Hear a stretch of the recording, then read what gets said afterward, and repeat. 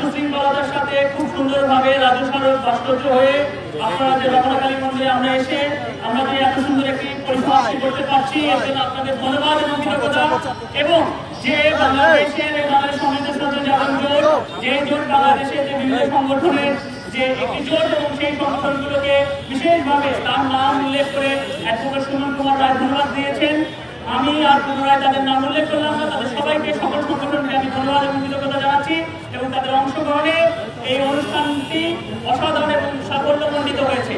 তো আমি পুনরায় আমাদের যে দাবি সেই দাবিটি আমি পুনরায় আমাদের দাবিগুলো আমি আবার জানাচ্ছি সরকার প্রশাসনের কাছে এবং আমি সুন্দর এই কথাটি বলে দাবি করে জানাচ্ছি যে আমরা এই সরকারকে আমরা 48 ঘন্টার আমরা সময় দিচ্ছি যে পর্যায়ক্রমে দাবিগুলো মেনে নেওয়ার।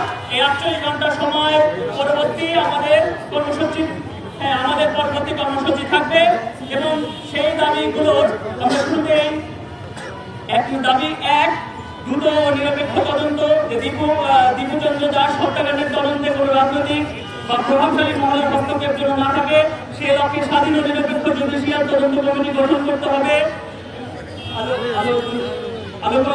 যাদের বিরুদ্ধে দ্রুত বিচার ট্রাইব্যুনাল গঠন করে এবং এই যে যারা দোষীদের বিরুদ্ধে দ্রুত বিচার ট্রাইব্যুনাল গঠন করে 90 দিনের মধ্যে বিচার কাজ শেষ করে হত্যাকারীদের সর্বোচ্চ দৃষ্টান্তমূলক শাস্তি নিশ্চিত করতে হবে। 2 দোষীদের গ্রেপ্তার ও দৃষ্টান্তমূলক শাস্তি, ঘটনার সঙ্গে জড়িত সকল অভিযুক্তকে অবিলম্বে গ্রেপ্তার করতে হবে। কোম্পানির মালিক ও কারখানার প্রযোজনা পর্ষদের নাম মামলা অন্তর্ভুক্ত করতে হবে এবং তাদেরকে বিচারের আওতায় আনতে হবে। 3 মিথ্যা মামলা ও হয়রানি বন্ধে উদ্যোগ গ্রহণ, মিথ্যা ও ধর্ম অবমাননা বা অন্য অভিযোগে হয়রানি বন্ধে কঠোর ব্যবস্থা নিতে হবে। ঘটনা নিরপেক্ষ তদন্ত ছাড়া কাউকে গ্রেপ্তার না করার সরকারি নির্দেশনা জারি করতে হবে। সংখ্যালঘু সম্প্রদায়ের নাগরিকদের জীবন, সম্পদ ও কর্মস্থলের নিরাপত্তা নিশ্চিত করতে হবে।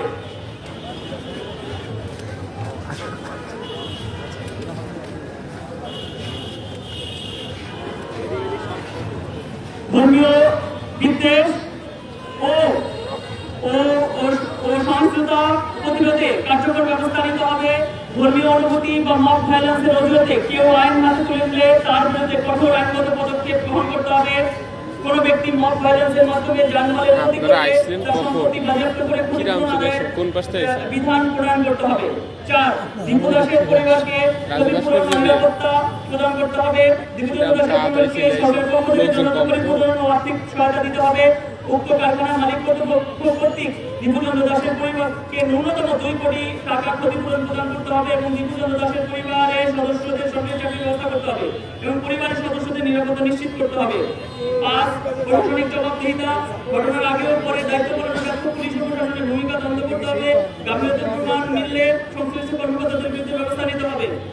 এবং 6 বাংলাদেশের সম্মিলিত সনাতনী জাগরণ জোটের মুখপাত্র শ্রী কৃষ্ণ দাস ব্রহ্মচারী সহ সকল নিরপরাধ সনাতনী কারাবন্দীদের অবিলম্বে কারাগার থেকে মুক্তি দিতে হবে। এবং 7 নম্বর আমাদের যে দাবি যে বর্তমান সরকারের কাছে পূর্বে ঘোষিত সনাতনীদের প্রাণের 8 দফা দাবি দ্রুত বাস্তবায়ন করতে হবে। এই 7টি দফা দাবি আমরা দাবি জানালাম এবং আপনাদের সাংবাদিক বন্ধুদের কাছে আমাদের এটি পৌঁছে দেওয়া হয়েছে এবং আমি সরকারকে অতি দ্রুত আমি আবার পুনরায় বলছি যে আমরা 48 ঘন্টা আমরা সরকারকে সময়সীমা বেঁধে দিলাম। এর মধ্যে এই যে দাবিগুলো থেকে পর্যায়ক্রমে দাবিগুলো মেনে নেওয়ার সরকারকে আমরা অনুরোধ জানাচ্ছি এবং না হলে আমরা আমাদের আন্দোলন আজকে ঢাকা এবং আপনারা জানেন ঢাকার সাথে আজকে চট্টগ্রামে আন্দোলন হচ্ছে, রংপুরে হচ্ছে এবং বিভিন্ন বিভাগে হচ্ছে এবং আগামীতে বিবিধ বিভাগ সহ জেলা পর্যায়ে একযোগে আন্দোলন হবে এবং আমরা আমাদের যে দাবি আদায়ে আমরা তৎপর হব।